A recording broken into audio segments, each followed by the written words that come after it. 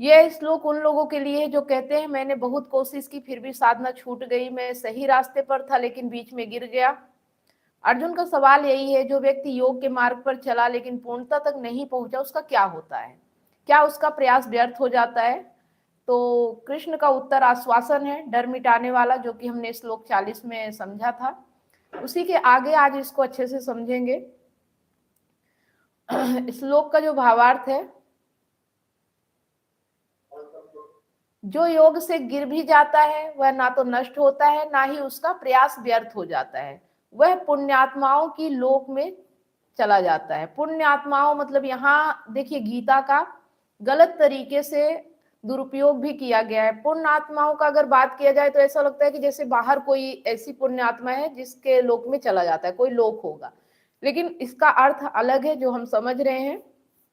और फिर वहां से आगे की यात्रा होती है। तो पुण्य आत्मा मतलब अच्छा जो व्यवहार होता है, नेचर होता है आपका, सत्य के साथ ईमानदारी से, वो उसमें कार्य करने लगता है और उसके बाद उसकी यात्रा आगे की होती है। ठीक है, तो सत्य की दिशा में उठाया गया एक भी कदम जाया नहीं जाता, मतलब बेकार नहीं होता।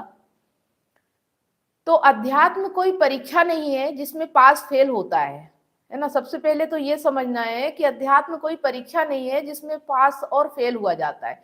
यह तो यात्रा है और यात्रा में गिरना भी यात्रा का हिस्सा होता है ना। गिरना भी यात्रा का हिस्सा होता है। गिरना मतलब वही कि हम चल रहे हैं सत्य की राह पे ईमानदारी से, लेकिन कहीं हमारा मन भटक जाता है, प्रलोभन आ जाता है, लोभ आ जाता है, लालच आ जाता है, कामना आ जाता है, स्वार्थ आ जाता है, और फिर हम कहीं ना कहीं बेईमानी कर बैठते हैं।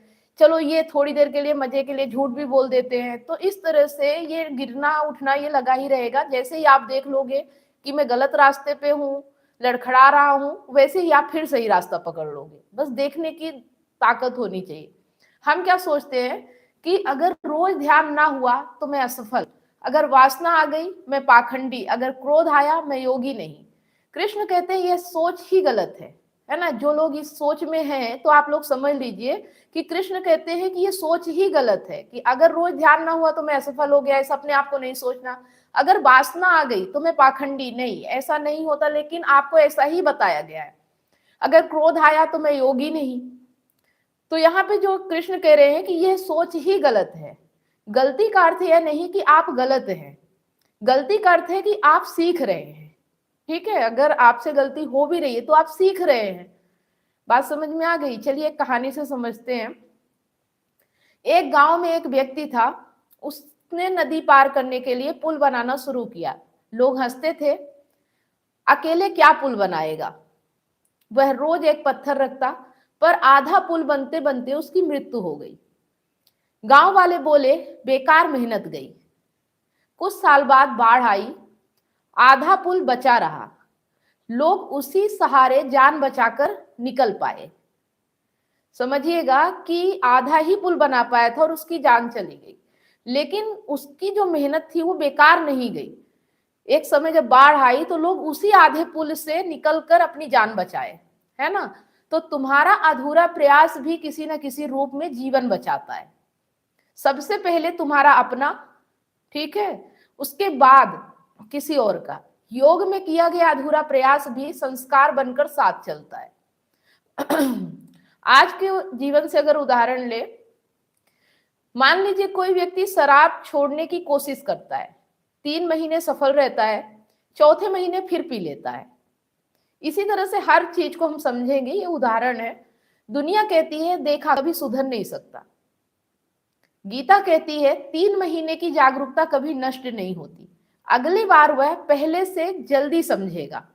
भले वो 4 महीने में एक बार पी लेगा, लेकिन जब अगली बार वो प्रयास करेगा तो पहले जितना टाइम लगा उसे समझने में या अपने आप को बाहर निकालने में, इस बार वो जल्दी करेगा क्योंकि आधा प्रयास उसका हो चुका है। तो पहले से जल्दी रुकेगा, पहले से ज्यादा ईमानदार होगा। ठीक है, यही श्लोक 41 का रहस्य है।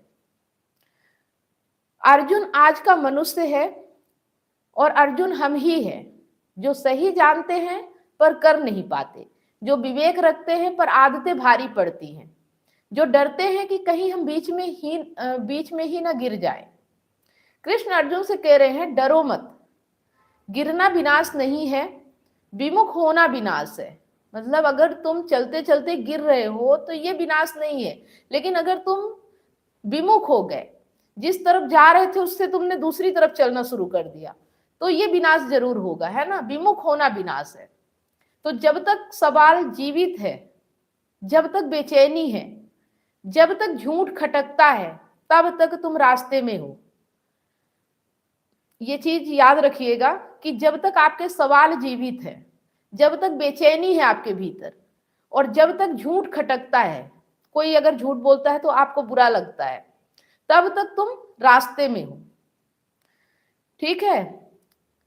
ये चीज आपका ये है कि जब ये खत्म हो जाएगा तो आप मंजिल पे पहुंच जाओगे, लेकिन जब तक ये सब हो रहा है इसका मतलब आप रास्ते में हो, तभी ये सब आपको पता चल रहा है। अगर आप रास्ते में नहीं होते, जहां थे वहीं होते, तो ये सब चीजें आपको पता ही नहीं होती और ना ये सब चीजें आपको परेशान करती। तो असली पतन तब होता है जब आदमी अपने पतन को ही सही ठहराने लगे। इसका मतलब समझ में आया कि जब आदमी अपने पतन को ही सही ठहराने, मतलब पतन हो रहा है लेकिन कहे कि मैं सही हूं, मेरे साथ कुछ गलत नहीं हो रहा है, तब उसका पतन होता है। क्योंकि उसे समझ ही नहीं आ रहा है कि उसका वो गिर रहा है, वो अपने आप को देख ही नहीं पा रहा है, वो हमेशा दूसरों को दोष देता है, अपने आप को सही ठहराता है। यहीं से उसका पतन शुरू होता है। यदि आप कहें सब यही करते हैं, दुनिया ऐसी ही है, मेरे बस का नहीं है, तब योग से गिरना नहीं, योग से मुंह मोड़ना हो जाता है ना। अगर आप ऐसी बातें कर रहे हैं तो इसका मतलब ये नहीं है कि आप योग से गिर रहे हो, इसका मतलब यह है कि आपने योग से ही मुंह मोड़ लिया है। आपको योग की तरफ चलना है ही नहीं, आपने मुंह दूसरी तरफ कर लिया है।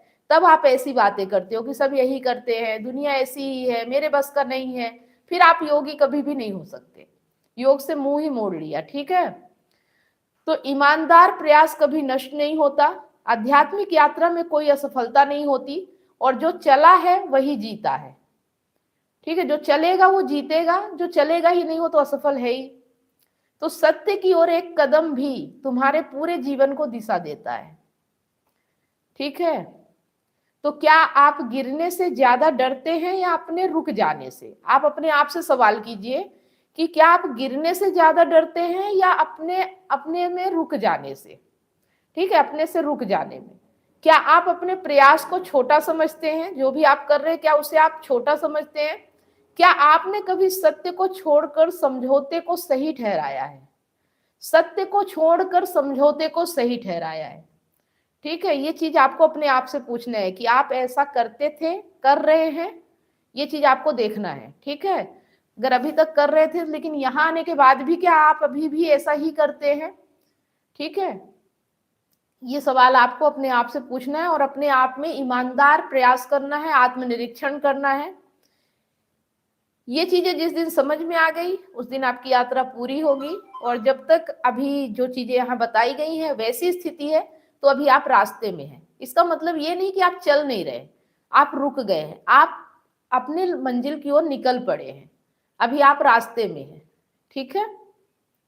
चलिए, अगर कोई सवाल हो तो आप पूछ सकते हैं। इतनी सारी बातें हैं, बस इनको जीना शुरू कीजिए, है ना। हमें ये नहीं बोलना है सब यही करते हैं तो मैं भी ऐसा ही रहूंगा, दुनिया ऐसी ही है, मेरे बस का नहीं है। ऐसा कह दोगे तो फिर तो कोई मतलब ही नहीं है ना। और प्रयास कैसा है कि जब तक सवाल जीवित है, जब तक बेचैनी है और जब तक झूठ खटकता है, तब तक आप अभी रास्ते में हैं। ये चीज हमें याद रखना है। ठीक है। अब कोई सवाल हो तो आप पूछ सकते हैं।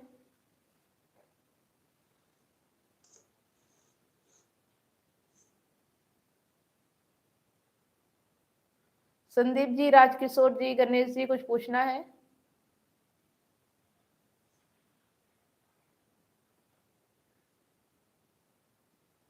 मेरी वॉइस आ भी रही आप लोगों को कि नहीं आ रही?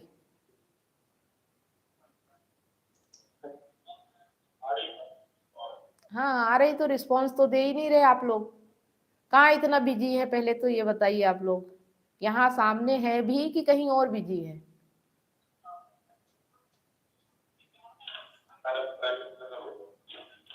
आप ड्राइव कर रहे हो? ठीक है। राजकिशोर जी, आपको कुछ पूछना है?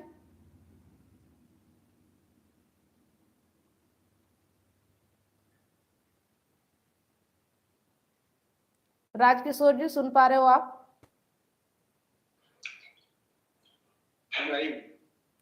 ठीक है, बाकी सब ठीक चल रहा है। ठीक का मतलब ये नहीं कि जैसा आप सोच रहे थे वैसे को ही ठीक कहते हैं। ठीक का मतलब मन में बेचैनी कम हो रही है, मन में धैर्य आ रहा है, मन में समझ आ रही है कि जिंदगी क्या है, लोग कैसे होते हैं, रिलेशन कैसे होते हैं, कैसे रिश्ते बनाने चाहिए, कैसे नहीं बनाने चाहिए। ये चीजें अगर समझ में आ गई ना तो ऑटोमेटिक शांति की ओर आप बढ़ोगे, है ना? ठीक है, आप शायद वर्क पे हैं क्या?